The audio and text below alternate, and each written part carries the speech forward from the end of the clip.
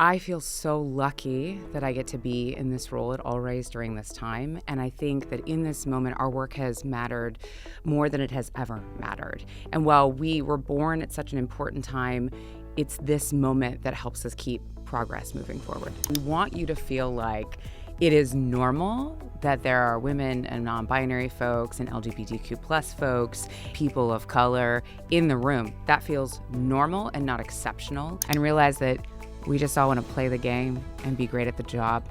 We don't want to leg up or anything different. We just want to be great at the job. Welcome to Trailblazers, the podcast where we sit down with contrarian tech leaders who found conventional success in unconventional ways. Today on the show, I am so excited to be joined by Paige Hendrix Buckner. Paige is the CEO of Allraise, a nonprofit working to accelerate the success of women and non-binary venture capitalists and reshape the culture of the venture ecosystem. She previously served as Allraise's chief of staff and interim CEO before stepping into the role full-time. Before joining Allraise, Paige was the COO of Founder Gym, the largest online program training underrepresented founders on how to raise venture capital. Her career spans public service, entrepreneurship, and community building. She started at Teach for America, later became policy director for Multnomah County in Oregon, and went on to found her own venture, Client Joy. She also developed TIE Young Entrepreneurs Program and was a founding member of Accelerate, initiatives focused on helping the next generation of entrepreneurs and women founders succeed. So you've been doing this for a bit, helping those founders. Paige has been featured in publications like Bloomberg, Forbes, Fortune, Entrepreneur, and TechCrunch, where she shares insights on venture capital, diversity in tech, and why building a more inclusive ecosystem is critical to innovation and long-term success. Let's welcome Paige. Thanks, Erica. Thanks for being here. I am so excited to be part of this podcast because I've been following it and your journey for a while, so I'm hyped. We're so happy to have you here. Yeah. I, too, have been following your journey and Allraise, and I remember vividly when we went from interim CEO to full-time CEO, which was a very big deal, very exciting. Yeah. So I'm so happy to have you here. Thanks, Erica. Okay, so we like to start every podcast with a hard-hitting question. Hard-hitting, let's go. Okay, go. so I'm not going to give you the easy, how was your day? Let's go. We're getting right to the meat of it. Great. Okay? When you think about your journey so far, and I just talked about a lot of amazing things you've done in your bio, What has been the hardest part of the journey? And it could be something professional, it could be something personal, but whatever comes to mind is the moment that almost broke you. I actually want to peel it apart because I think the hardest time is now. And I think I've seen you talk about this coming up over and over again in conversation. And it is because I think we're at the intersection of three things. One is where I personally am in my life. I'm now a mom of 2 kids. I'm 40, love to celebrate that. Yeah. And that means that my life is different than it was when I was in my 20s. And I kind of had limitless energy. Mm-hmm. I could work forever, I could go forever, I could do anything all the time. And I can do anything I want now, but I have to be mindful of the impact that my time is. I have to be mindful about how I spend my time now because I have more folks that I want to give my time to in a deeper way. Mm-hmm. And I'm married to an amazing technical founder. Mm-hmm. And so we both are super busy. And if we want to spend time together, I need to be really intentional. And if I want to spend one-on-one time with my kids, I need to be very intentional. And that is a lesson that I'm learning as I become a parent. My kids are pretty young right now. So that's one piece. The second piece is we are at such a wild time in history.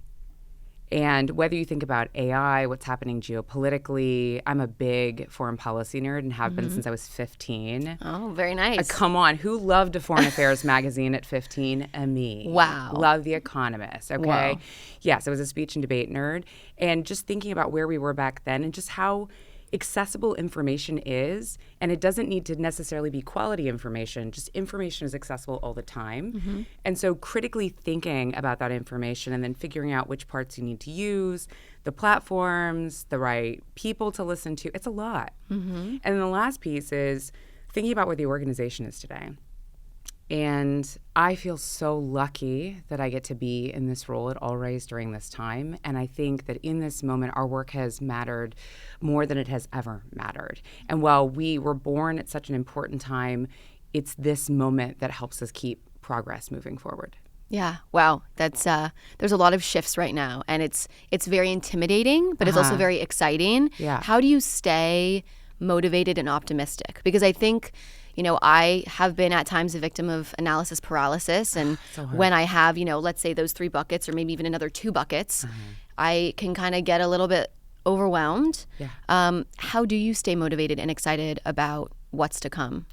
Well, I start with the data first. I have to actually, maybe this is before you and I talked, but when we were working on rebuilding the organization with our new strategy in mind, and that is focusing on supporting the success of women and non-binary venture capitalists, I was shocked by how much data there was about how successful businesses are when they have gender diversity.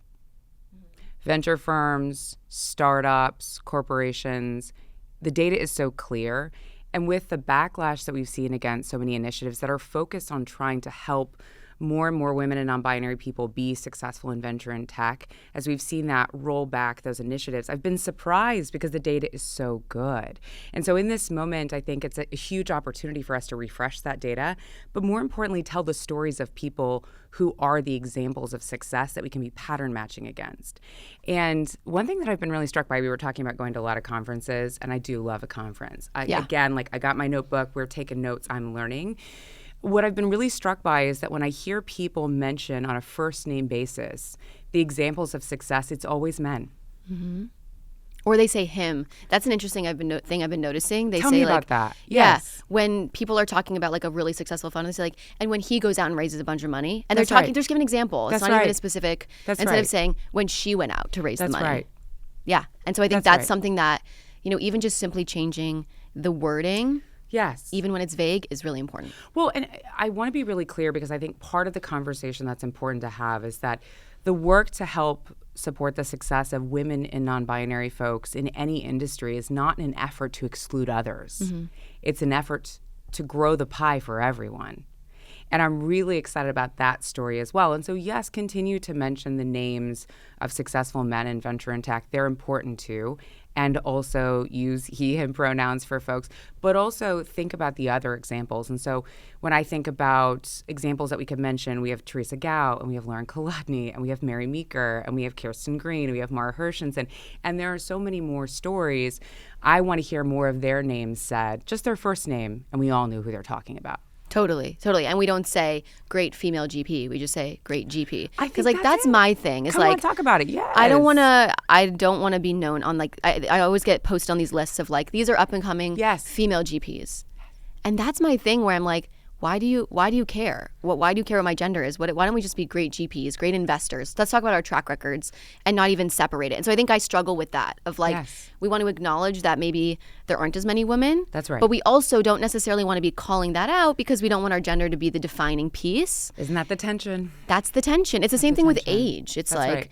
I was so anxious to be on the Forbes under 30 list because I really didn't want it actually because I was I don't want anyone to know my age.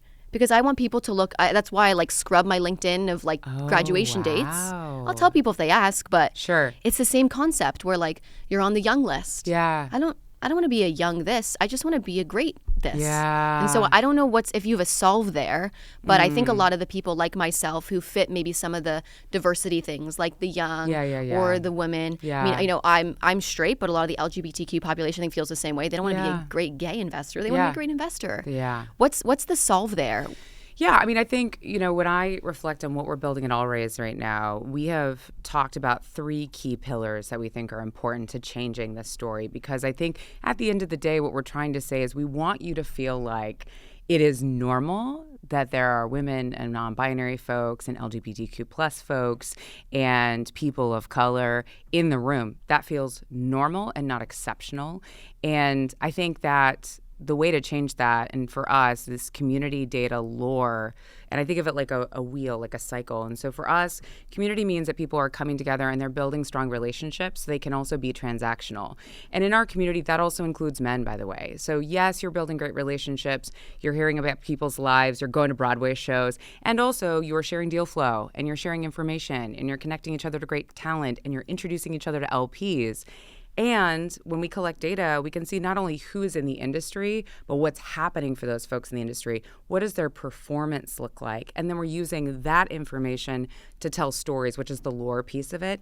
And I think lore is critical to this change, right? Because right now, if we think about the lore, and I'm a huge mythology nerd. I'm reading a great book, I, Medusa, right now, so I'm thinking about this. So the pantheon of examples needs to be more diversified, again, in service of the entire industry growing the pie, not at the exclusion of other people. It's not the intention.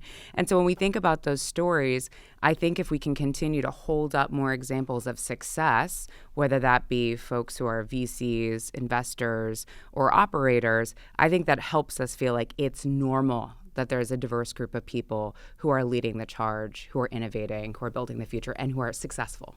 Yeah. I love this idea of just normalizing it versus even calling it out. It's just like part of the narrative. Yeah. And it's just like in that list, like you said, you talk about the best GPs and Mars listed or Kirsten's listed, and it's not this so crazy separate thing. Yeah. I think that's really important. So I want to talk a little bit about where Allraise is today in terms of your focus. Yeah. I think a lot of investors in the ecosystem, if they've had their eyes on eyes open a little, they know what Allraise is.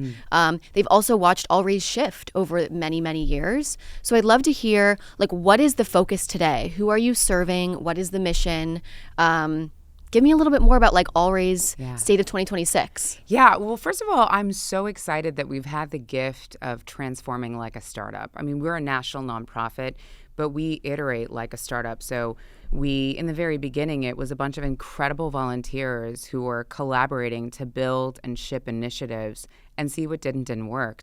And back in the day, I remember when I first started, I think we looked at 30 different initiatives that we tested. So we had a lot of really great data. And at the time, we were helping investors, founders, and operators be successful.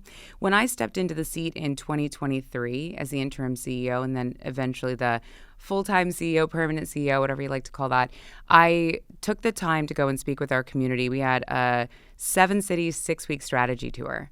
And we were doing breakfast, lunch, dinner, phone call, whatever. In fact, there's one investor I talked to in LA, and I think I was sitting on the ground talking to her on my phone because that was the only time I could catch her to get their insights about what was working, what wasn't working.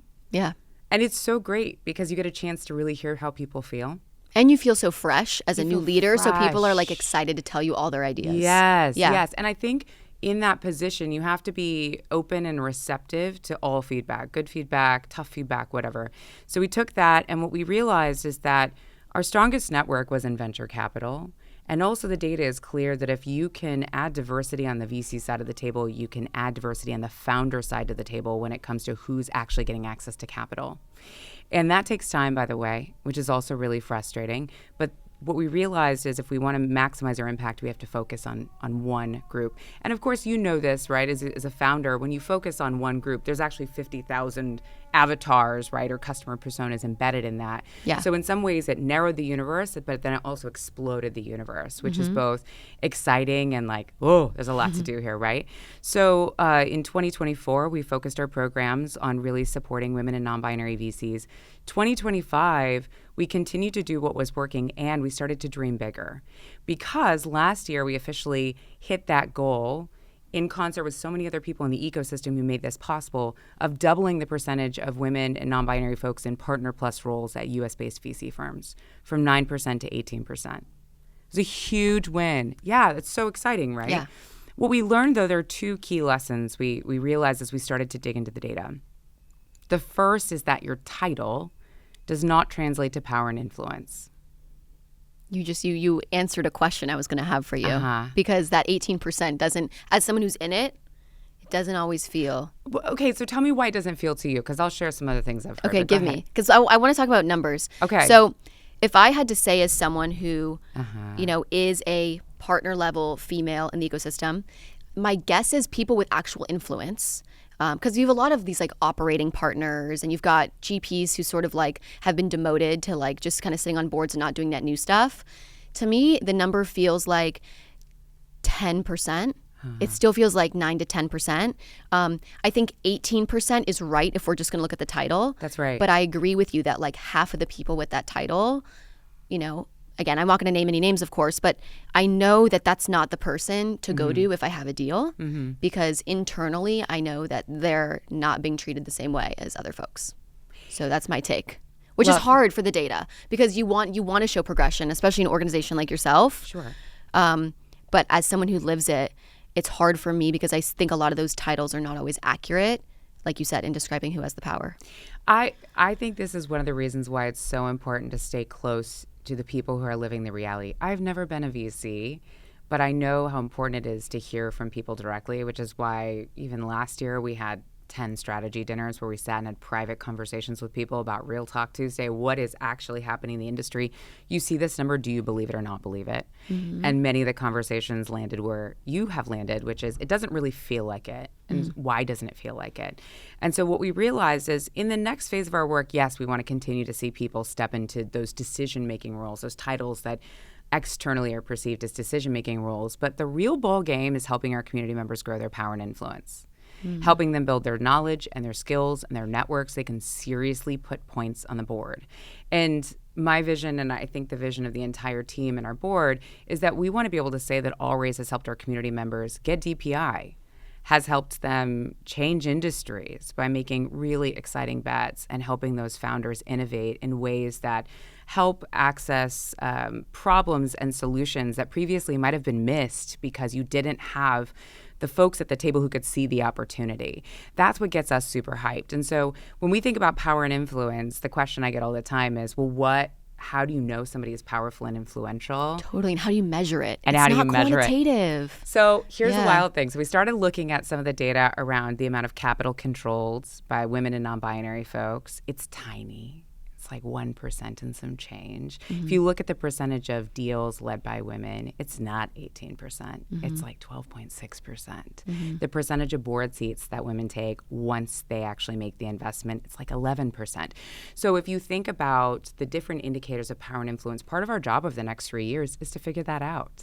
And I'm really excited about this journey because I think it will help us uncover how venture works, not just for our community, but for everyone. So I think the insights will be helpful for the broader ecosystem.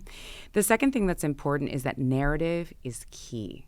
And so what we often talk about is how in the earliest days of AllRaise, there was so much excitement around this work. We were dovetailing our work with the Me Too movement, so many other movements who wanted to change the power dynamics again in the different industries that were talking about this topic. And we're just in a really different time right now. And so part of our job to be done, again, is to return to the data, why our work is so good for business outcomes, and then also tell the stories of people who believe that and who have demonstrated that. And by the way, that also includes men. And so I'm thrilled about this state that we are in right now because we're focused on helping women and non-binary VCs be successful. We understand it's not just the title, it's about growing power and influence. And I think we are set up for success to help build out a lore pillar that will help our community members really show their expertise as great VCs. Totally. Yeah, I think what's really standing out to me is hearing you talk about narrative, which is making me think about perception. Oh, talk about this. Because I think this is the one thing that is so weird about our business is I would love to believe that like DPI and board seats and all these things, they do matter 1,000%. Yeah. But I find more often than not, it's who has the hot logo of the hot company at any given point in time. That's right. And that is so hard to measure.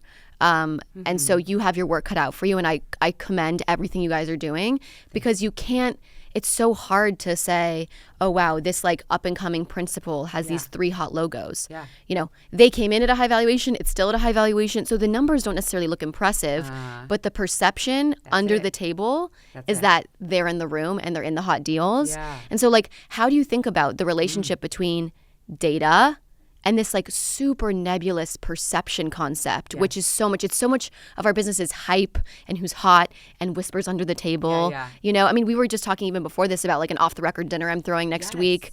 It's all like whispers. So how do you guys balance that? Because so much of it isn't in the numbers. Well, again, this is why I think it's so important to stay close to people. And my job at AllRaise is to be the CEO, but I actually think my job is more like being an anthropologist and really understanding what people need and what motivates them. And I probably spend the better part of like 5 to 10 hours a week talking to people, hearing what's going on, whether that's an LP who's talking about what they're seeing in the ecosystem, or that's a GP who's like, I'm trying to raise right now. Can you connect me with LPs? I have so many LP introductions that I'm really excited to make because that's such a big part of helping fund managers be successful, as you well know.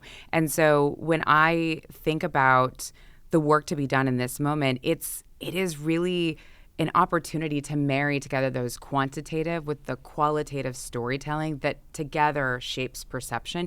And I think what you're doing with your podcast right now is such an awesome opportunity to help shape perception. Thanks. Because there's the data, right, that we all read in articles, but then there's the like, well, how do you feel about that data? What are you really seeing on the ground? And I think a well-formed strategy, and for us at AllRaise, well-executed programs and initiatives have to be shaped by both. And what I'm grateful for is I have an incredible team of people who are also deeply thinking about and then talking to members of the community about what they're seeing on the ground. And we have this incredible board who are also in VC and get it and are giving us feedback all the time. And so I think the opportunity in this moment is to keep talking to people and to be mindful that you have to have a wide swath of opinions. You can't just settle on one group and get their thoughts and feelings because they will skew how you perceive what's happening in the industry. So I think it's talking to people, it's looking at the data, and then for AllRaise, collecting the data and analyzing the data and reporting on it as well. Yeah, because some people look to what you guys share. I mean, I really feel like you guys are viewed as, it's like the Pew Research Center. People look at it as like, I think of you as that, as almost this like research hub where the stats people really pay attention. Yes. And so people look to you for that data. Yeah. On Trailblazers, we spotlight founders who succeed by doing things differently, not by following the playbook, but by rewriting it. Many of those unconventional builders and the VCs backing them run on Brex because it helps them scale with speed and focus. From smart corporate cards and high-yield banking to AI-powered expense management, Brex gives startups the financial stack they need from day one so they can spend more time building and less time managing back-office operations. More than 30,000 companies, from breakout startups like Anthropic and Cursor to global leaders like DoorDash and Plaid, trust Brex to help them spend smarter and move faster. That's why we, as a venture firm and also the podcast, run on Brex too. Sign up at brex.com/trailblazerspod to get started and claim exclusive rewards. That's brex.com/TRAILBLAZERSPOD. RocketReach is the leading sales and lead intelligence solution trusted by sales, marketing, recruiting, and business development teams to grow their businesses. Whether you're looking for a developer halfway around the world, a C-level executive in New York, or a potential investor in Silicon Valley, we connect you directly. With RocketReach, you can easily access the most comprehensive, accurate compilation of emails and phone numbers on Earth. That puts you in front of the right people faster and backs you up with a database that reaches across industries, markets, and titles, using AI to continually improve the quality of your contacts. With RocketReach, you can reach anyone so you can reach higher. Many of you know I love cold outreach. It's been the root of many of my success so far, and this is the tool that I've used the whole time. Trailblazer listeners get 15% off any plan at rocketreach.co/trailblazers. That's rocketreach.co/trailblazers. No, I agree with you. I mean, I think the vintages from the past couple years, it's also the emerging managers are also close to each other, which is really nice too. I know, there's like this real clear out that happened post like COVID craziness. I think there was some stat where it was like 900 plus funds were raised in 2020 to 22 or something, and only like 150 have made it to a fund two. Yeah. Something crazy small. So the ones who are like staying are like hunkering down together, which I think is also really nice for community building. You know, it's interesting. When I first took over this role, I talked to emerging managers, and it reminded me of talking to and being a founder. 100%. Yeah. Because you're built, I think in some ways it's harder. And the reason why, and this is something as a founder I did not get, by the way, until I spent a lot of time with fund managers who are just building their firm, that you are both, you're building the firm, you're building the back end, you're raising the capital, you're looking for the founders. And if you're really good at your job, you are cultivating and maintaining a lot of relationships all the time. You're constantly in communication with all of these people. And because you don't have a lot of capital to start with, and maybe for a long time, it's not like you can scale up and build a huge team. So I've been really excited to hear about all the AI nerdiness that's happening for emerging funds. And I know that you're a geek about this too, which I Very love, much, yeah. right? About how to scale your operations leveraging AI so you can go do the thing that you're really good at, which is often being a great steward, as you talk about in your thesis. Like, how do you show up as a supporter of your company. It takes a lot of work, and you want time to do that. So. Yeah. And it's fun to be able to share these like really nerdy things that we're all building That's out. right. I mean, one of my friends, an amazing emerging manager, totally, I mean, they will say vibe coded, but they really coded the most incredible like CRM, like LP login portal. I love this. I mean, it's incredible and just totally from scratch as a solo GP. So yeah, I think the opportunity there is amazing, and you can stay really nimble. You can. For quite a while if you know how to use these tools. Yes. One thing I want to jump to Please, and get your let's take on go. is I would say the like most popular stat outside of our very small world that I see all the time on TikTok and Instagram and my random cousins and random family know is this random family cousin stat that are like outside. How do you know that? Correct. Stat? Yeah, the only stat they know, celebrating them is the 2% female founder stat, and that's the stat that even people that aren't like my sister, we were talking about her earlier, she's a doctor. Yeah. That's probably, if you were to say, what do you know about like the female male thing, she would say 2%. Yeah. 2% of all, venture funding goes to women. Yeah. And so I wanted to get your take on that stat has kind of stayed like this. Yeah. Sometimes it's this, sometimes it's this, but it's around 2 and it's been around 2. Yeah. Why do you think it's stayed around 2? What do you think we can do to change that? Yeah. I have so many opinions as someone who backs founders and how I approach it. But I want to hear from you. Great. Tell me about that stat. I also want to hear from you and how this feels from you, both as a founder and a VC. And a VC, yeah. Right. Okay. So my founder take, I'll take off my always hat for just a second and be like, that sucks. Mm-hmm. It's demoralizing. Seeing it stay flat is infuriating, especially when I know how, not just incredibly innovative women, non-binary folks are, and then broader, if you look at the stats around people of color, Black founders, Latino founders, it's so disappointing. And not only how innovative, but how much less capital you always have to work with. And I remember the first time hearing somebody talk about generational wealth and not understanding what they were talking about, first of all, and then realizing that we are expected to be twice as good with so few resources. And it can be infuriating, and it can feel like it's not possible, which is, again, why I think stories are so important to show people the real path.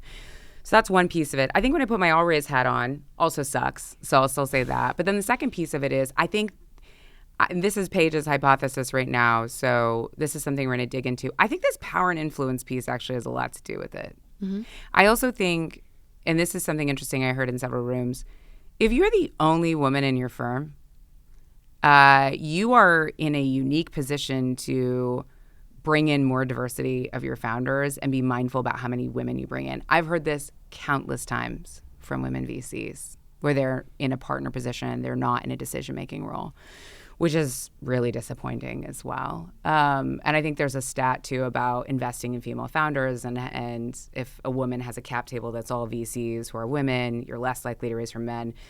And it's so disappointing. So the way that I like to shift this conversation is, if we want to see more capital going to women as founders, we need to have more women in true decision-making roles. Mm-hmm. And we need them to have the capital to deploy. Not just, I think this is a good idea, but get it actually across the finish line, deploy the capital, help support their success, pour the resources into them. And again, we need to continue to bring up these examples and show them to people. So we're pattern matching against them as well. So I think that's one piece. I think the second piece is, if men are not seeing the opportunity to invest in female founders, they are missing out. This is not a nice thing to do. It is good for business. It is very clear that female founders are great at managing the capital they have, having less, and that they run really strong businesses that often outperform the market. Like, there's a huge opportunity here. So I think for Allraise, again, keeping my Allraise hat on now, I think our opportunity is to get more nuanced in that data to make sure that we're helping our community members grow their power and influence. They can invest in the kinds of founders they want, mixes of folks by gender, background, whatever, because we know, again, like a mix is what's helping you perform. And then the last piece is we have to have those examples of people. I think data does not, it's funny because that data point is like one of the few data points that sticks in people's brains because I think it's so awful. But what we need are more stories where, again, we can talk about those one named founders that we're super hyped about, and we are like, that I want to be like that person. Like, I think Anthropic's a great example. Exactly. Like, why don't we just like talk about the fact that, like, if we talk, there's all those stats about, all venture profits are coming from the same 3 companies. It's like one of those 3 companies is co-founded by a woman. Exactly. And she's leading the way in really exciting ways. I mean, of course, we have Mira out there building thinking machines right now. There are so many more, but it is important to add their names so that when we're quoting, we're talking about, we're telling stories to each other. Because so much of this is just about, like you said, it's the stories that we trade with each other about, who's real, who's not real, how are people doing, how are they not doing. This is what they said in the public, but here's what's happening in private. All of that is just exchange in these like one-to-one or one-to-small group conversations, and we need to include more women's names in that. There's a lot of women that carry this burden of bringing more diversity into the founders they back. Yeah. But because there are more men in these rooms, should we be teaching, supporting, guiding men to do more of this work? And I say that because there's this like ongoing, one of my friends tweeted this yesterday, and it's this like ongoing joke that, nobody is happier than someone whose boss is a middle-aged girl dad. And this is like honestly, my experience is that my favorite boss of all time was a middle-aged, not middle-aged, like a little younger than middle-aged, but man, girl dad, wonderful, could not have advocated for me more, could not have been a bigger supporter. And so like, what do you think about, teaching, supporting, guiding men who maybe have daughters themselves, maybe are just like good guys that are like, these stats totally suck. What can I do? How can I help? Because I think this is the thing that I struggle with too sometimes in these like all female communities is like, listen, we're kind of preaching to the choir. Like almost like, I want you and you want me to do well, and we're all women. But a lot of the times I feel like it's going to the people who already have that influence or that power, who like are very, very good humans. Like I'm a big believer that like 99.9% of men are just the most are great. There's obviously a lot of bad eggs, but it's very small. So how do we like encourage men? And is that something that you guys think about at all, Raise? And actually what comes to mind is being a teacher first. And so I taught 4th and 5th grade in Las Vegas, and I think being a teacher taught me so deeply about compassion and empathy, and about learning about other people's stories, and also being with other people long enough to get to know them as individuals. And I think it's when we get to know people as individuals that we get to see the world from their view. Like deep friendships, not I see you every once in a while, but like, oh my gosh, I trust you. I'm coming to you with references for like things that you like to eat or shows you like to watch, or like what you're putting your kids, what kind of sports you're putting your kids into. But I think having deep relationships with people who have very different lived experiences, whether that's because of gender or race or ethnicity or class or whatever, I think helps us really see human beings as humans. I think it's really hard to do that, by the way, with social media right now, because it's so quick to just make snap judgments, get small bites, and move on. And so what you were talking about earlier for emerging managers, and I'll come back to men in just a second, is building tight-knit communities with people where you can build deep relationships, I think is what I love so much about what we're building at All Raise. And that's, I think men need to be a huge part of that. And by the way, they have been since the beginning, which is great. So as I think about the teacher lessons I learned of, helping my students see each other and care about each other and build relationships with each other. So by the end of the year, they felt more like a little family, which is great. And I don't think that's what we're doing necessarily at All Raise, because I don't think it's necessarily a family, but it's certainly a community. And so I'll give you a couple of examples. Some of the most successful men in venture have been a part of the All Raise community in really meaningful ways, and not always in public, but they are mentoring, they're making introductions, they're helping us as an organization understand what's happening in the landscape so we can build programs that are aligned with what it really takes to help our community members be successful.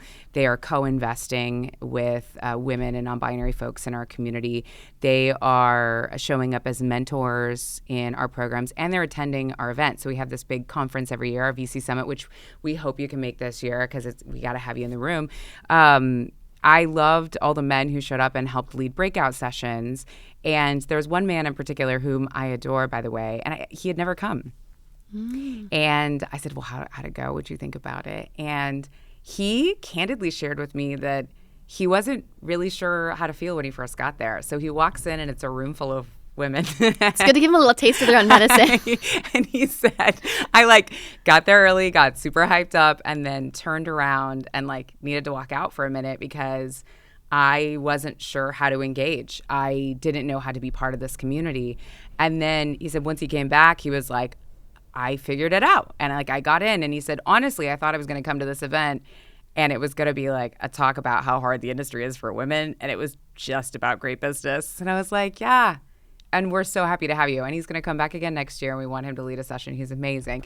But I think what I want men to understand is that our work at All Raise is in service of helping the industry be better as a whole, grow the pie. Make more money, grow the pie for everybody, unlock new markets and new opportunities that maybe you hadn't seen previously because you just didn't have somebody who had the lived experience of the network to help you see it, or the expertise to help you identify the opportunities. So with that said, we'll continue to increase the number of men who join our community because they bring incredible value, and they also get incredible value out of the experience. And sometimes that means helping them understand you are welcome here. Here's how to be here. And by the way, just like we do with any new All-Raiser who comes to Summit, I really want to make sure that they feel welcome. And that's regardless of gender, by the way. Because sometimes people come and they're like, it's a conference. You guys all feel like you know each other. And I never want people to feel like it's a cliquey experience. I want them to find their people. And so that's a long way of saying I do think men need other people to welcome them in. And there are a lot of men who are already part of this who have been welcomed in. And for any men out there who are seeing this and feel like this is just excluding us or putting us down, it's not. We really want you to be part of this work too. And we want to see you be successful and understand the opportunity here and realize that we just all want to play the game and be great at the job. We don't want a leg up or anything different. Like, we just want to be great at the job. 100%. I love that. And I love that story too, that he realized it wasn't just about like complaining. It was about, we just want to talk about great deals that are getting done, what deals we're trying to get into. Like, we just want to make money, do well, build something big. That's it. Yeah, I think that's a lot of it. It's funny. I was like thinking about this visual of like this room of all women and this like one man walking in. And it reminded me of like, there was a conference a couple months ago, you know, sole woman, me, 50 men. And I'm just like, okay, I'm so used to it. And so I think it's a funny, like, I almost want to have like a simulation for like every male investor to like walk into a room where it's like truly like 50 women and one man. And they get like, oh, I need to take a breath outside. And I'm like, you're fine.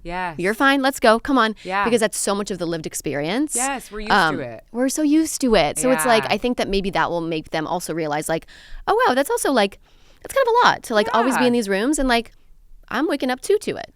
Yeah, and like just I think again, like the reason I reset to being a teacher is because I think in a really wild world, it's really important to come back to the things that people I think want. And I think we want to all be connected. We want to feel seen. We want to feel respected. We want to feel like we have opportunities. And I think as men think about coming into our community, like, I don't want you to come there and feel bad. I don't want you to come there and feel ostracized. In fact, if you are a man who's joining Summit, like, come and say hello to me. I'll probably come find you too and say hello and welcome you, because I want you to feel like this is a place for you too, and that there's a lot of opportunity here. One thing that I do want to be super clear about, though, is the reason All Raise exists is because there is a gap here, a gap that is affecting the market's ability to be successful, and also that is continuously like stopping us from finding the right founders or the right people to join your team. And so as we continue to build forward, I just want people to know, like, we want you here to be part of this work, and like, it is a great place to do business. Like, it's, and that business is going to help us close this gap and also help do good things for your firm and for your portfolio companies. I love that. Tell me a little bit about the future of All Raise. Sure. So we've been hinting at what you guys have transitioned from in the past, some of the things you're thinking about right now. What is, let's say, All Raise 5 years from now? Yeah. Okay, 2031. What do you hope to have happen? How do you hope the organization grows? Give me like a little, classic venture prediction of where things go. We think in 5-year and 10-year increments a lot, so give me one of those. One thing that I've been thinking quite a bit about is our 2028 milestone. It's a 10-year, it's our 10-year anniversary of the Forbes cover. And I think of all the incredible women who are on that cover. A few of them are still on our board, folks like Aileen Lee and Jess Lee. And I want that next cover to come out in 2028 and have so many faces on it and include men that you can't see people's faces easily. I was joking at some, you have to zoom in so you can see. For me, who's like got glasses now, I might have to zoom in anyway. I love it. But just really, I want to be able to demonstrate how much not just grown, because I think growth is not always the game. I think depth is the game. And so that to me is something that I've been thinking about is 3 years from now, or I guess 2 years from now, I'd love to see that cover. Again, the second thing I think about is I want people to come back and say, because of All Raise, it took me less time to raise my fund too. Because of All Raise, I got DPI. Because of All Raise, I got on the board of a great elephant. I want to make sure that people feel like this is a place that helped them do their job better. Yeah. And we will have real metrics to tell that story. And that we have helped people grow the amount of capital that they control, which, by the way, I think is why it is so exciting to see women striking out and starting their own firms, because I think that is one clear path as we think about shifting markets and LPs coming back to the table and deploying capital again, an opportunity for us to grow the amount of AUM that's controlled by women and non-binary folks, right? So I think the last piece, and I love a good story. I'm a big nerd for stories. So am I. You're right. We share love this stories. together. Yes. Is I would love to go to a conference and it feels normal that we're exchanging stories and people are, again, using a woman's single name and we all know who that person is. The Beyonce, the Zendaya, The Cher. Beyonce, yeah, exactly. Those are the Yeah. names we're using. They've gotten into venture. They've started their funds. Yeah. But yeah, I think that is a huge piece of it. Again, the normalcy. I want us to be on the path to normalcy. I think for All Raise, also as an organization, I would really like for us to be a place where we're not just collecting data about people in seats, but also about their performance and the topics that they care about, one of which is compensation. So we do a compensation survey every year, and I cannot tell you the number of people who personally reach out to me and ask for that data so they can go renegotiate. And that's critical for those folks, right? Especially if you're at an established fund. And so I'm really excited by not just the stories we can tell, but the resources we can provide to people. And I would also like to see all these relationships be more transactional. And I don't think that's a bad thing. Like, be friends, but also do business together. Yeah. Which I think is key. Absolutely. I mean, that's how you make more money and get into good deals. It's that's like, right. it's just doing business. It's like all this is in service Yes. of having very successful funds with great DPI. And changing the world. I mean, Yeah. you talk about this Impact, all the time, yeah. right? Impact. I mean, I'm thinking about you as an investor and the kinds of companies you're going to invest in and what they're going to do in the world, the problems they'll solve, the markets that they'll open up, the people who previously may not have had a solution who will now get a solution because somebody sees them and understands them. Yeah. And I spent the first part of my career in the public sector and thought that's where I was going to stay for the rest of my life because that was the place where we made a real impact on the world. And it was going to a startup weekend and then getting to work on my own startup that helped me understand the private sector has a really big impact here. And I especially think as this wealth transition happens and so much wealth is coming to the hands of women, how is that wealth then showing up in this asset class through women who maybe become LPs, who women who are co-investing alongside people like you, and who women who just decide to strike out on their own and start their own companies. Like it's a really, it's a complex and wild time, but it's also a really exciting time. Yeah. And I think we're just so lucky to be part of it. We That's how I feel are. every day. I'm just like, just so lucky to be in the conversation and in the rooms. Yeah. And I will just say, I think, you know, yes, it's important to have all these big goals for All Raise and it's Yeah. important to put all this data out, but like simply just your organization's existence. Yeah. And just the steady drumbeat of like Yeah. the summit and the reports Yeah. and the conversations. It's doing so much more good, I think, than you even realize. Thanks, just Erica. existing. And so I think that that's so much too. Is like, yes, of course, we always all want to like have more AUM and have even better data and all that. Yep. But I think so much of it is just like being in the game. And Being in the that's game. the win. It's just like playing on the field, meeting people and trying. And that That's is right. so much of it. Well, and you know, it's interesting. So this is the first time since I've been here that we're fundraising as a nonprofit. And How have you been funded so far? Just like Great GP question. checks? So a combination in the very beginning, there was a really wonderful capital campaign that was spearheaded by some of our early founders and our first CEO, Pam Koska, who's an incredible human being, that helped capitalize the organization. So we had great funders like Pivotal Ventures, of course. And so in this next phase, I think for us, there are really two buckets that help build this organization. One is sponsorship. And so we've been so thrilled to have incredible organizations sponsor our summit and our programs, and we'll continue to grow that. We have a lot of interest there. But the second is really philanthropic funding. And it's from people who understand the impact of venture capital on society. And this is the part that is so fascinating to me, that all of the big companies that we know about that have a massive impact on our lives and our regular daily behaviors have been backed by venture capital. In the private, the public markets, they're venture backed. And so if you can have an impact on who's on the venture side of the table, you can truly have an impact on both the private and the public markets for decades to come. And so I think the folks that we've been talking to who've backed the work that we're doing see Allraise as an opportunity to continue to grow the pie for the industry as we support the success of women and non-binary VCs, but also understand that they're making a big impact on society by helping those folks be successful and helping Allraise help them be successful. So that's how we're capitalizing. And when I'm having these conversations with folks who are excited to back us, that's the big picture I talk to them about, is how do we ensure that the next batch of companies that go public include more people like Daniela? Absolutely. Absolutely. That is so fascinating to hear about how you guys capitalize. I think you're entering this next phase, like you said, where you can bring on more philanthropic dollars and really scale things up, which is very exciting. And the beauty of also having so many GP relationships is, as you know, people like myself, we know a lot of family offices, and they're, we get invested out of their like privates side of the business, but they certainly all have philanthropic sides of their business too. So it's also a good, like virtuous cycle. The GPs who really love your work also have LPs that can support you guys, which is great.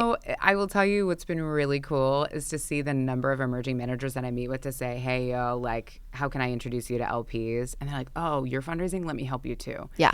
And I know how busy emerging managers are. And so the fact that they're so willing to help, I think, again, speaks to what you were talking about earlier, is this camaraderie, this community, this all boats rise mentality. Yeah. I am so excited to see what that looks like a decade from now. We'll do a new one in a decade, a new podcast. I mean, we'll see. The numbers will go up. Exactly. DPI will be crazy. Right. Women will be running the world. Exactly. Yeah. Well, and it's as we've been thinking about mediums, for us, we want to launch a big platform to elevate the voices of our community members. And so we've been talking to our community about launching a big podcast about venture. Well, I have some advice for you. We'll be talking quite a bit. But I'll let you know. I want it to be a place where people can come and talk about these things that they're typically having one-on-one conversations with, about how you build taste in venture and how you really build your gut, because wow, that's so hard, and that's such a big part of power and influence. So much. I know it's the intangibles. Exactly. And the stories, like so many good stories in there, so many great people to talk to. So I'm hyped about it. Cool. Well, I want to support that with however I can, obviously. Yes, I will be back. You're the best. If you work in venture or startups, you know the constant juggling act. Replying to messages from co-investors, founders, LPs, customers, and teammates, all hitting your personal number. I know this very well. We all hand out our cell, which means your EA can't help an iMessage, and important threads get buried. That's why I'm very excited about Quo, formerly OpenPhone. It's built for founders and investors like us who want communication that feels personal but stays organized. Quo gives you a dedicated business line on your existing cell phone. And if you already have a business number, you can bring it with you for free. Plus, you'll get call summaries, transcripts, and an AI voice agent called Sona that can answer and schedule when you're offline. We're actually cooking up something fun with the Quo team right now and using that same voice AI tech in a new way for our firm. More soon, but it's a great reminder that you can use voice AI to stay top of mind of your customers' needs. Quo is trusted by over 90,000 businesses and rated /1 on G2 for customer satisfaction. You can get 20% off your first 3 months at quo.com/trailblazers. That's quo.com/trailblazers. So I've actually used Gusto at 3 different companies, and every time it's been such a relief. It's simple, it's reliable, and my paycheck was always on time, no drama. And unlike the big clunky payroll systems out there, Gusto is online payroll and benefit software specifically built for small businesses. It's all-in-one, remote-friendly, and incredibly easy to use, so you can pay, hire, onboard, and support your team from anywhere. For smaller startups in particular, I have found that it's the most affordable and easy to set up option, and it's the one that we recommend to all of our startups at our firm.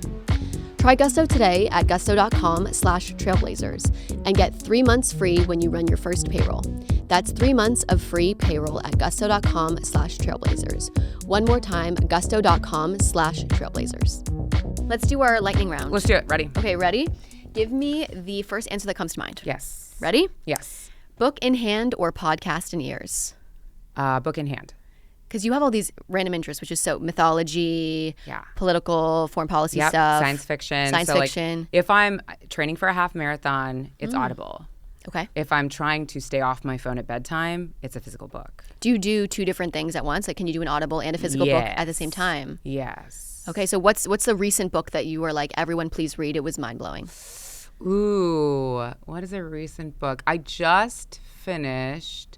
You know what? I'm in the middle of I, Medusa right now, as I talked about earlier. I love the author. I love the retelling of the story. And I think what's great about I, Medusa is it's similar to the book Circe that I read as well. Yeah. These mythological characters, and so many of the women in particular, were really disempowered and just like shoved to the side. And so it's exciting to see a reimagining that fills that person out so they're more three-dimensional. So I love it. I love that. And I love getting inspiration from, we were talking about Broadway earlier, from books, from any kind of arts or culture. There's just so much to be gained and used in our world, I think. 100%. I love that. Morning person or night owl? Depends on the season of life. I prefer to be a morning person, but if my kids are up in the middle of the night, I'm sleeping in a little and working late. Kids decide. Real Talk Tuesday, yeah. And they're two of the coolest people I've ever met. How old are they? You said young. So 4 and 7. 7-year-old will be 8 on Sunday. Wow. And he is so funny and so smart and so curious. He's the best. What are their names? So Amari and Evelyn. Oh my God, beautiful names. Thanks, big fans. They're just big like, fans. We just love them so much. But my daughter is just a ray of sunshine and so funny and like a big cheerleader and also just massive personality. Can I get her to smile in a picture? She is. And that's the perfect age. Oh, yeah. Oh my God. Love her. The 4-year-old girl. She's so fun. Oh my God. It's so great. just edible. Like they are just, they totally have a whole personality. Yeah. They're cuddle bugs usually. They just, they love Cuddle you. Bugs. Yeah. We love a snuggle. Yeah. It's so funny because my husband, who's, I was telling you earlier, technical, was giving a speech at a conference last weekend. So I took the kids. We sat second row. Oh, so and good. I'm trying to record my husband talking and my daughter is giggling, but like a growly giggle. She's like, that's my dad. She's so excited. So I had to hand the phone to my son, who's done this a few times with me. So he was like holding the flowers and recording my husband while I'm holding my daughter, and she's like playing with the doll. And it was just really cool. It's beautiful. Yeah. That's what life's all about. They're living life with us. And Yes. we're living life with them. It's just cool. That's amazing. Yeah. That's and those are the perfect ages too. Oh, to they're so like great. start to find out who they are. Yeah. Very special. Thank you. Cooking dinner or ordering in? Ooh, cooking dinner. Love cooking. Okay, what do you make? What's your best thing? I do a bunch of batch cooking on Sundays, especially if I'm traveling, so that my family has, it's like my way. My husband actually runs most of the food stuff in the house. He orders the groceries. He's cooking dinner most nights, but it's my way of contributing, especially if I'm leaving. I love a gochujang chicken. Whoa, Yeah, that sounds good. Great with like turnips and broccoli, and it's so good. And good for the week too. Great for the week. Meal prep. Yeah. Meal prep. You can eat like 4 or 5 times. It's great. I know. So flavorful. It's so, and my kids love it, which is so critical. Yeah. They're like really hyped about this chicken. A couple times they've eaten most of it, so it's kind of defeated the purpose. Like on Sunday, you're like, so now we have no chicken. For Yeah, the week. correct. But we really enjoyed our Sunday meal. I need to At least that was good. Yeah. because you love that. I love that you cook. That's awesome. It's fun, yeah. And the Sunday prep thing is really great. Yes. VC or bootstrapping? Ooh. And this is an interesting one for you because you were a founder previously. I know. I like VC. I think VC is not good for most businesses for lots of reasons, but I love the speed. I love the like squad feeling of having my team and then having somebody outside of my team who can give me a different perspective. And you're not hearing me talk about the money, which of course is like that's a huge part of it, but the network and the expertise, and that's, I think, the cool part about it. And I tend to be a squad person, like feel that way about my team, about my board, about our community. I'm a squad person too. Right? Like Yeah, I want to totally. be like, yo, what are you seeing? What do you, and I want people to push my thinking all the time. It's just a different point of view that you get to add to your group, and you get to move really fast. And I love moving really fast. Totally. Yeah. I always say, like you say you're a squad person, I say I love to jam. Like I'm a jammer. Same. Like I'm just like, haven't let's emailed jam. you this, I'm like, hey, Yeah. are we jamming? Yes. 100%. I'm like, can we jam? Call me. Yes. Yeah. Can we jam? I love it. Yes. Networking dinner or big conference? Ooh, probably networking dinner. Yeah. Okay. Even though you guys throw the big conference. Right. We throw a banger conference, which I love, but I think I love what you love, which is sitting down and having these intimate conversations with people. And I do love I'm a big energy person, so I love the feeling of being in a dinner space where you can just kind of feel like the crescendo in the day, crescendo of energy of being with people. And, over here might be somebody laughing and talking about something, and then you can kind of go over there and be like, what's going on? And then come back here and have a quiet conversation. So, yeah. I agree. Dinner. Yeah, I think the intimate stuff also is what creates a lot of the impact. Like, unless you're speaking and trying to get customers at a big conference, the networking dinner really, you can, like, get a lot done. Yeah, get a lot done. Yeah. Hire slow or fire fast? Hire slow. Okay, tell me more. Take the time to figure out what you need and have people press on that thinking before you go out to look for talent. I think a lesson I've learned that's been a tough lesson is over time, I'm a very relational person, and all relationships matter a lot to me. The relationships I have with my board, with my direct reports, with my peers on the team matter a lot. And I think when you're making a decision to hire somebody, you really need to make sure you're aligned before you join forces, because you don't want to end that relationship earlier than need be. So I know that that's not always how it works out, but taking that time to really ask, what do I need? What skills do I need? Who could be great? And then getting to know people before you make a choice about having them join the team is important. And I've had the great fortune in this job of working with a bunch of incredible people. And so I always want to honor their contribution. But first, make sure that this is a good use of their time as well. Yeah, because it is a two-way street. It's not just about the company. It's about the person. It's about the people. Like, the best relationships I've had have transcended our roles and have become something else. Even if we're not best friends, it doesn't matter. I can still see you and call on you and vice versa. Totally. And just as a quick aside, remind me who's on the All Raise board, because I think not everyone knows how prestigious this group is. Like, cool. It's obviously Ida, who I know. I think it's Jess. Yeah, Jess Lee, who Aileen else? Lee, Aileen Lee, okay. Adia Miajo from Base 10 Ventures, Mecca Sonier from First Round Capital, Holly Maloney from General Catalyst, Sarah Nam, who is one of the co-founders of Lever. I don't know if you've seen that company. Great company. I haven't, actually. I know everyone else you mentioned, but I don't know Sarah. And then Elise Nelson from Vital Voices. Do you know this? Of course. Global nonprofit, which is incredible. And I think I got all of us. I'm trying to see if I missed anybody. It's like a solid board. It's a great board. And what's cool is we have this founding board. We also have Jessica Ross, who is now the CFO at GitLab. Mm-hmm. And she's been one of the founding board members. So we had this great founding board, and then they added 3 incredible people. And then those folks helped me get up to speed when I came in as CEO. And I have to tell you, that group of people are probably some of the most important people in my career. Yeah. And I'm so grateful for them. And then in 2025, which is last year, we onboarded 5 new board members. So we built a whole governance recruitment process. We had criteria and filters. And so I feel the same way. This hire slow with your board as well is really, really important. And I learned the importance of boards and having really good governance over the last few years. And the board we have now, what I love about them is that they care about each other, they care about the mission, and they will push my thinking. Mm-hmm. And that's what I want. That's exactly what you need. Yeah, like, I love having cheerleaders, which is great, but, like, tell me where I'm missing it. Mm-hmm. And you don't have to sugarcoat it, which they don't, and I deeply appreciate. But they're also our biggest cheerleaders and roll up their sleeves to do the work. I love that. Yeah, you don't need, like you said, you don't need people to just, like, placate you. You want people that give you hard feedback and, like, push you to be better. Yeah, and that's not always easy, by the way. I know we say, like, I want you to push me. Yeah, and then you, like, cry, and you're like, thank you for the feedback. Cry in the corner. Exactly. But I want to call that out because I think it's kind of like failure. Mm-hmm. Like, yeah, failure's a great lesson. Sure. Yes. We all know that. And also it's hard. Mm-hmm. Failing is still hard. Knowing it's good for you and it's right is still hard. Correct. Correct. Gets easier with time, though. Thicker skin with time. Thicker skin. That's my thing. It's like, now if someone says something, I'm like, oh, I actually really appreciate that. Okay. Yeah. Thank you. And even if I don't appreciate it, I'm like, okay, cool. Like, I had someone send me, like, an unsolicited LinkedIn message about, like, one of my pieces, and it was, like, a very critical thing about one of my things, and I was like, whoa, like, totally unsolicited, random person spent this time to write 3 paragraphs about my writing, and I was like, I love that. I appreciate you, I know. I was kind of like, unique. I don't know that I would take the time to do that to someone.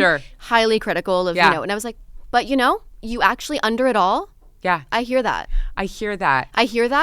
And I'm actually, I got it, even though I would never be like, I know. Oh, and by the way, Paige, I read your thing. Really didn't like this. Really didn't like this. Really didn't like this. You think that's okay? Absolutely not. Garbage. Yeah. Horrible. And I was like, why are you know doing what? This? Do better. If we really take this, like, the one takeaway. Yeah. I got that. That's the other side, and I'm grateful. Maybe someone else thinks that too. Yes. Thank you for flagging. Thank you for flagging. I will tell you, I did competitive speech and debate in high school and a little bit in college, not much. And that will help you grow thick skin. People will say stuff to you. But also, you have to take both sides of an argument. Yes. So I think, it's been a long time since I've been in high school, but as I recall, we did not get to pick our sides unless we were in like semifinals, finals, and I think they'd flip a coin. But you had to have evidence for both sides. And again, I think part of the world that we live in today is a world that could really benefit from spending some time understanding deeply what's going on and not just coasting through. I agree. And by the way, I don't say this as judgment. I'm also doing this, and I'm learning how I think social media has trained us to think very superficially. And then I think the speed of the world requires us to think superficially and quickly. Some of my favorite mentors have said, you need to carve out time to think deeply. Yeah. You need to carve out time to be away from your phone and your devices and wander and let your brain do whatever it does. And I remember when I was younger, I did a lot more of that. And so anyway, all of this is to say, I actually appreciate debate quite a bit. I appreciate criticism. We encourage it on our team internally. We encourage it on our board. I encourage it in our community because I do think people thinking critically and then pushing each other with positive intent and kindness in their heart. Yes.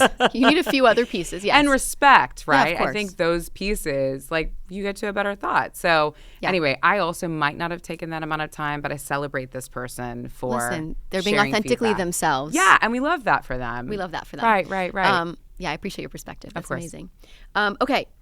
Let's see. Never post on social media again or never fundraise another dollar again. Oh, come on now. It's a hard question. Never post. Never post. No, not a big fan of posting. Okay. I love my team. They're laughing. I love them to pieces, and they're like, you need to post more. I like to read other people's content, and I like to repost other people's content. I'm not super jazzed about posting. Well, you know what? You can reframe it as when you do share something, people really listen. And like that's my takeaway too. Is I think some people that are a little hesitant. Yes, got it. Yeah, I know. We got Elise over there being like, the audience everyone loves. I want it. But I think that it's really important. Like if that's not really your natural thing, when you do say something, you really stand for something, and you really put a lot of time into it. So like I'm a big fan of ditching the weekly newsletter and doing the like only post when you have something to say. This part. So it can be once a month, once every 3 months, once every 6 months. But like if you don't want to be doing the all the time thing, do it when you have something to say.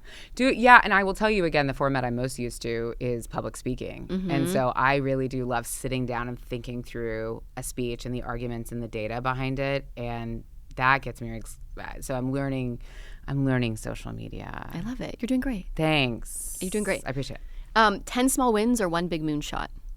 10 small wins. Love momentum. We love compounding. Come on. Isn't it the best feeling? It's the secret to life. You're like, compounding in every way. And tiny wins, right? Like, especially when the world is a lot, like I will take a tiny win. I love a tiny win. And every day also finding the win. Every single day. Like that person accepted my calendar invite. That's the kind of win that I'm talking about sometimes. And that meeting is officially happening. And I can't tell you the number of times I've sent one of my teammates a text to be like, that meeting's happening. That's awesome. Exactly. Which is so exciting. Yeah. I love that. Being early or being right? Early. Oh, tell me more. It's not that I'm always early, by the way, but I really try to be early. This is actually something I've been thinking about with my kids is if you're early, you have a chance to reset your brain before you walk into someone else's space. So for example, before I came to see you today, I left very early because I'm not used to using the subway. I'm not here that often. And it gives me time to get lost. It gives me time to think. It gives my brain time to wander because it does a lot of wandering, and I love that about that. And then by the time I get here, I've shed whatever else I was thinking about working on, and I can just focus on you and this conversation. And it also makes me not feel anxious if I get here early because then I feel like, okay, I'm in the right place. I've respected your time. We can get started on time. We can end on time. Love it. Very nice. This is the final question, okay? I've turned your lightning round into way longer, and I want to apologize. No. The lightning round's supposed to be like quick, and then sometimes I dig a little more. Molasses round. It's like, no, not one word. It's 1,000 words. Yeah. No, what I was saying was, here's my speech. No, it's good. Listen, I will say this is very clippable stuff for us. Okay, so great. we like it to be more than one word. No, you're doing great. I'm cheering you on. Okay, yes. This is the last one. Okay, great. Okay, we're going right for like great the and big sad. one. Okay, great. Yeah, great and sad. Great and sad. Okay, Is AI overhyped or underhyped? God, I want to do that annoying thing where I'm like, I think it's misunderstood. Okay. I think it's misunderstood.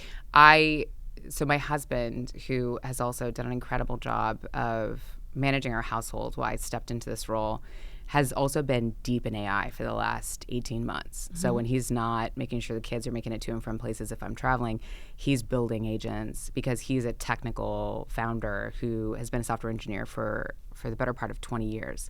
And the stuff that he's doing right now is kind of bananas. You're seeing it. I'm firsthand. seeing it. And not only that, and this is what I love about him, but when I'm emerging from my office to get that gochujang chicken, he's like, here's a new thing that I just learned today. And by the way, Paige, this is just going to move faster and faster and faster and faster.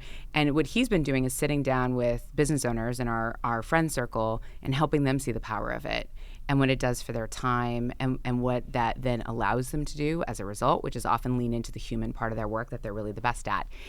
And I just don't think we really understand what that's going to mean for the world. I think there are people who have strong opinions about it, which I love hearing, but I don't think we quite understand. I mean, everything from media and seeing like all this content that's being created right now to the fact that AI can work without me to manage so much of my life, that I can create a brief. Stuff that used to take me days now takes me minutes. Mind-blowing.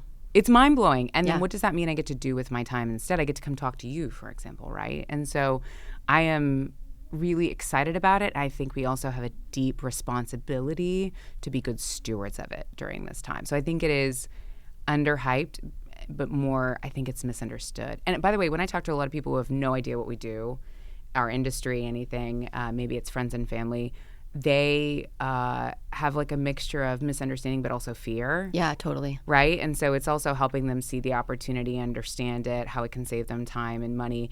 And it reminds me, it's interesting, a little bit like how when social media came out and people just didn't understand the power of social media, that you could use this as a platform to sell stuff, which people eventually figured out. But like it changed our lives and how we communicate and how we transact, in how we date, how we stay in touch with people from our network that previously might have fallen off for work, for personal, whatever.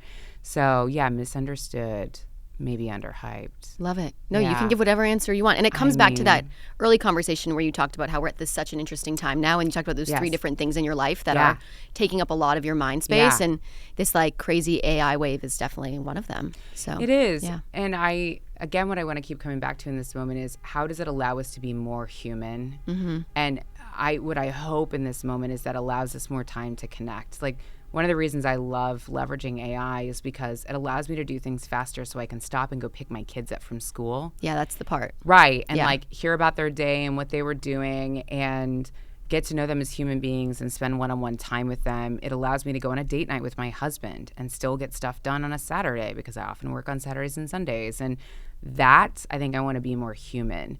And I get hyped about the opportunities there. And people can come to the All Race Summit, you know, because they have all this time now. All their agents are working at home. All your agents are working. Come to the learn everything you need to learn. I think this year's summit is going to be even better than last year, which is hard to imagine. We had a great summit last year. Yeah. But it is, I think what I love about it most, it is a convening where you can connect with people, but also be transactional. I love it. Yeah. Paige, thanks for being here. Erica, this thank was so you much so fun. much for having me. It was an honor to be here. I just love your podcast and what you're building. Thank you. Appreciate you. Thank you. Appreciate you too. On Trailblazers, we're always talking about multiplying your impact, and that's exactly what Athena helps you do. Athena pairs you with a world-class executive assistant who becomes a true force multiplier for your business and your life. Working with my Athena assistant has been transformative. Gab was instrumental in raising Park Rangers Capital's fund in ways that I could have never imagined an assistant could contribute, from closing six-figure checks to identifying new LPs we should meet to matching my tone perfectly in follow-up emails. He's elevated my capacity as a founder by giving me more time to focus on the highest leverage work. Athena isn't just about scheduling meetings, it's about unlocking leverage. Hundreds of founders, investors, and executives trust Athena to free their time and scale their impact. Athena is offering our listeners $2,000 off for their first year of service and priority onboarding. And you want that, trust me, there's a very long wait list. When you're ready to multiply your impact and free up time for the things only you can do, go to athenago.me/Erica-Wenger.